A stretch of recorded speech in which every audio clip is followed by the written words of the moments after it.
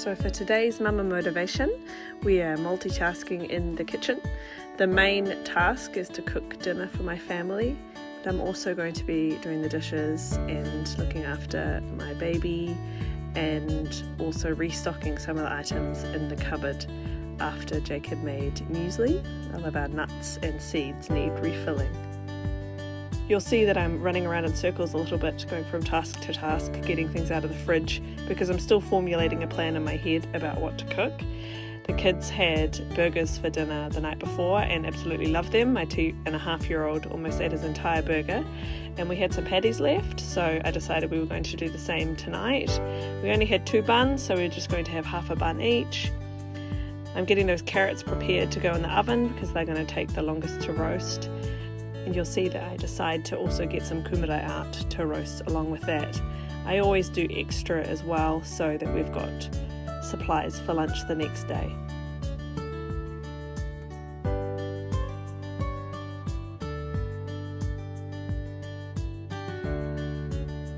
I used to put my cut vegetables straight on the roasting pan and cover them in oil and herbs, but I actually found that putting them in a bowl like this and not worrying about having that extra dish to clean, I cover them in oil and all of the herbs and spices and mix them. They have such a better coverage and they just roast so much better, so I do this every time now.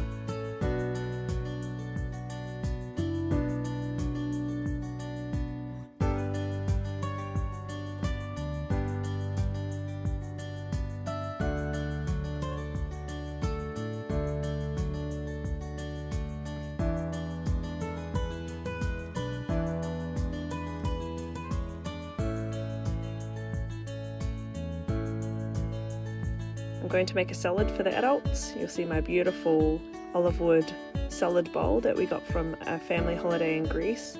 My mum bought this for me and it's my favourite bowl in the kitchen, so I use it as much as I possibly can.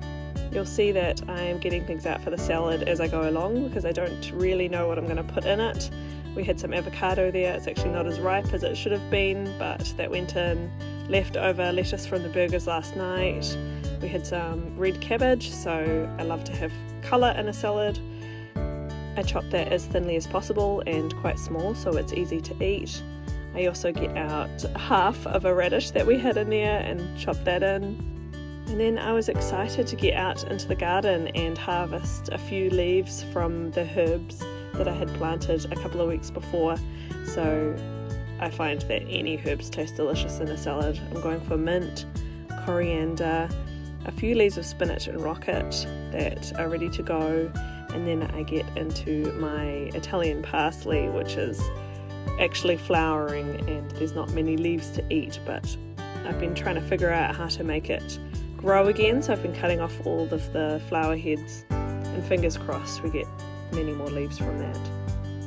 I'm now washing everything I got from the garden thoroughly because I had just watered it all with fertiliser that morning, and of course I wanted to get rid of any remnants of that, and then really chopping it as thin as I can again so it's really easy to eat. Otherwise I find salads to be quite a workout and dinner can take a long time if everything is chopped bigger. You'll see me looking at the clock because I like to get as much done as possible before my family gets home.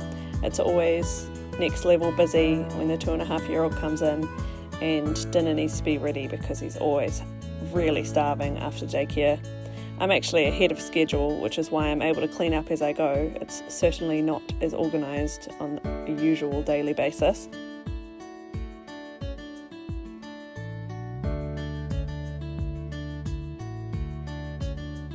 This is me dressing the salad, unfortunately out of shot, but I keep it simple. I've just got some olive oil, some balsamic vinegar, a little bit of maple syrup for sweetener, salt.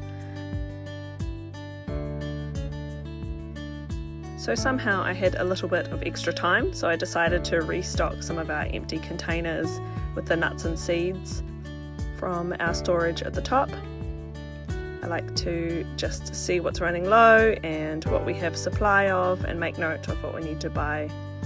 The jars that I use I absolutely love. I've had them for years now. They're actually from passata sauce and I just cleaned them out and took the labels off and I store them upside down so I can see through the bottom, but I also put my own labels so I can easily identify everything quickly.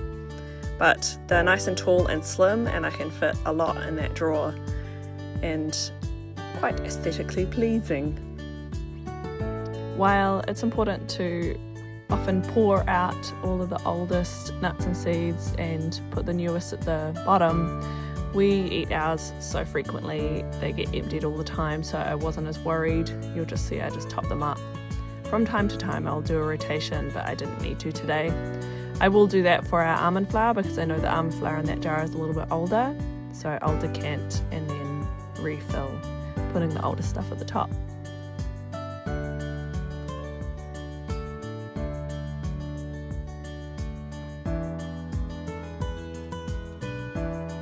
Mateo was so cute during this. He just kept laughing and laughing. He was so entertained just watching everything go into the jars. At this point I decided it was time to get going with dinner again. And I get out my notebook for a little moment because my phone is recording. I found that I need to remember things. I've started writing things down again, which is quite nice. So there I've cut up some pickles to go on our burgers. I'm just getting the burger patties in the fry pan. And while those get started, I remember that actually I have some yogurt that I had prepared earlier in the day, and I wanted to get that on. That goes in our Instant Pot for 38 hours, so I calculate when it will be finished, and it will be in the morning at a nice time for me to be able to put it away.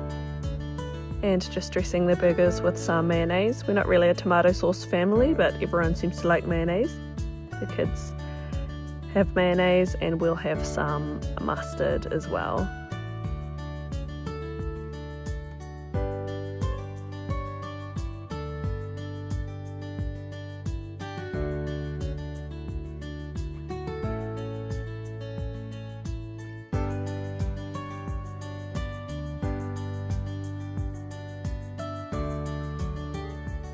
When I flipped the burgers, I put the kids' cheese on top so it was nice and melted.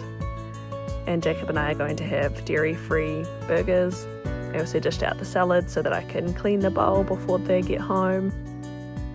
You'll see here that I am running around in circles a little bit because I'm deciding what to put on the plate hot and what to leave in the oven because my family's not home yet. They are usually here at this time, so just juggling that.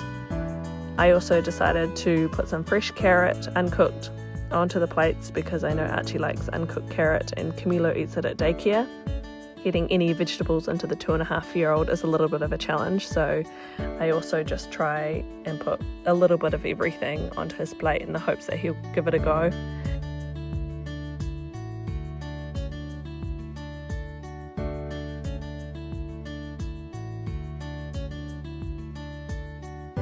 So everything is prepared as it could possibly be. All I need to put on our plates is the kumara and carrot.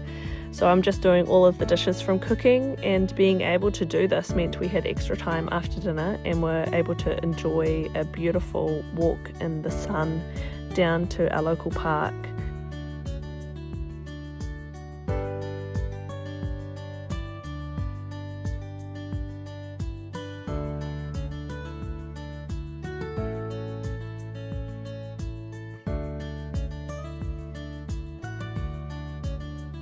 Tonight I even had time to reset the bins and set the table.